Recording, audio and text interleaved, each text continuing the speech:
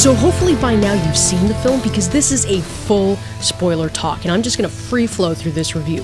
But I loved it, and this is an incredibly fun, rewatchable film. And Tom Holland is the definitive Spider-Man. And what I love is that this was basically high school comedy with an action set pieces that are like woven into it. And I love that because one of my biggest gripes with comedies released today is the amount of gratuitous and raunchy humor, because it's lazy and only funny to like certain subsections of an audience.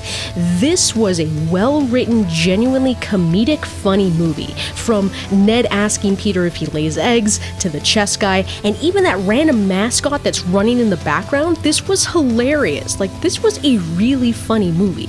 And the homages to John Hughes' like 80s style comic films is completely evident, from the tone to the archetypes. And I loved the very meta reference to like Hughes' Ferris Bueller's Day Off, like when he's running through the suburbs.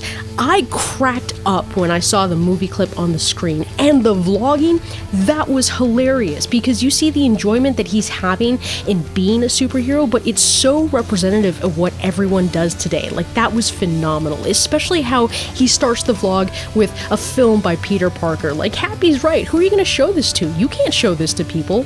But Marissa Tomei was incredible as Aunt May, and I love the younger take on her character. Plus, how hilarious was that ending when she finds out that Peter's Spider-Man, and then they just cut to like Blitzkrieg Bop. Like, that was so good and so emblematic of how awesome this movie was cut together. But all of this cast was great. Like, I loved Ned, and I may be in the minority here, but I actually liked this version of Tony Revolori as the bully, because he's like the incarnation of what a troll is. He's a spoiled rich kid at a magnet school, so of course he probably wouldn't be physically intimidating, but still, he's that kid at school that's popular only because they're rich. Like, maybe I like it because there was actually not just a girl, there was a whole pack of them at my high school, so I've seen it and I can draw the parallels to his version of Flash Thompson. But we gotta talk about Michael Keaton, because he is such a creepy, menacing, and cruel villain. I mean, Michael Keaton's the Vulture is completely fleshed out,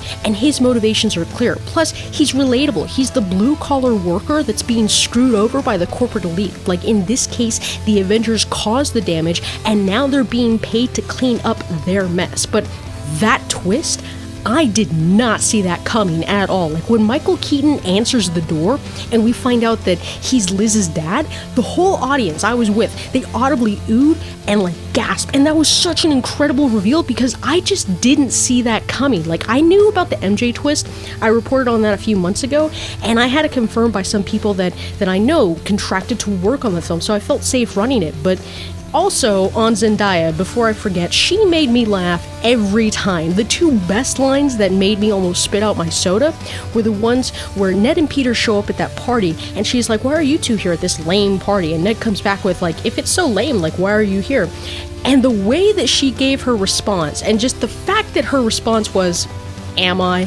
The way she delivered that line was hilarious. Plus, that bit in detention where she just says that she's there because she likes to draw people in crisis, that's such a hilarious take on the emo nonsense that we keep seeing today.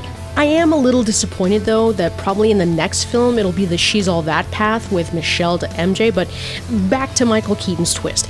I had no idea, and maybe it's because I was so wrapped up in the story that I just didn't see it coming. But that car scene right after, man, the way that they built that tension was so incredibly well done. And all three of those actors were on the same level in that scene, including Laura Harrier, who was great as the romantic interest in this film. But back to Tom Holland.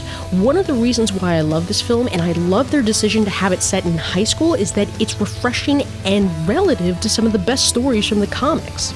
Plus, it adds a whole new dimension of tension. For instance, my favorite moment from the movie, the thing that made it for me, is when Michael Keaton brings down the warehouse on top of Peter, and he's literally screaming for help and crying. Like, I felt a physical drop in my chest. Like, it hurt to hear him scream, because by that point you're like, oh my god, he's just a kid and he's being crushed to death. And that brings a whole new level to what's at stake. It's less intense when you see some 30-year-old playing like a high school student, or even having an early 20-year-old that looks older, like with Riverdale, versus having a younger actor that looks like a teenager losing it because he's like on the brink of death. Way to pull on those heartstrings. Now, is this movie better than the Sam Raimi films? It's clearly a more well-produced film, and it's a competent narrative that makes sense, but Spider-Man 2 will still hold a special place in my heart because I remember the big hoopla that movie made about grounding like a superhero film. But yeah, this is definitely the better film of the entire franchise put together. And I guess the last thing I wanted to touch on was Tony Stark's involvement, because my biggest fear was that he was going to be too involved in this movie, so much so that it'd just be another Iron Man film, but it's not. He's sprinkled throughout, and we get a nice resolution to the Tony Stark-Pepper Potts relationship, which is great. I think the only gripes that I have with this film concerns the action pieces and the CGI. Like, the first time we see him swinging about during the neighborhood Spider-Man montage, the CGI clearly looks animated, and at least in my screenings, it was really difficult to tell what was happening with the plane. So I wish that there was just one more action sequence that seemed really spectacular, pun intended, that would put those action sequences in this film over the top in comparison to like Raimi's films, right? Otherwise, if they'd made one more pass at some of the CGI and added more drama or tension to at least one of those action sequences and fixed the lighting with that plane, this would have been a 10 for me without question.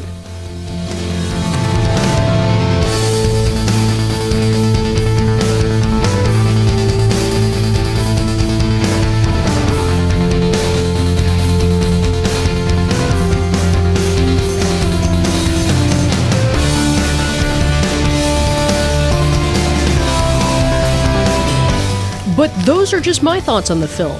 What are yours? Let me know down in the comments below. And remember, please subscribe so that you're notified in your newsfeed when the next video is uploaded. Please remember to give this video a like and share it about. Help support this channel through Patreon and using any of the affiliate links in the description below. You people are awesome, as always. And thanks for watching.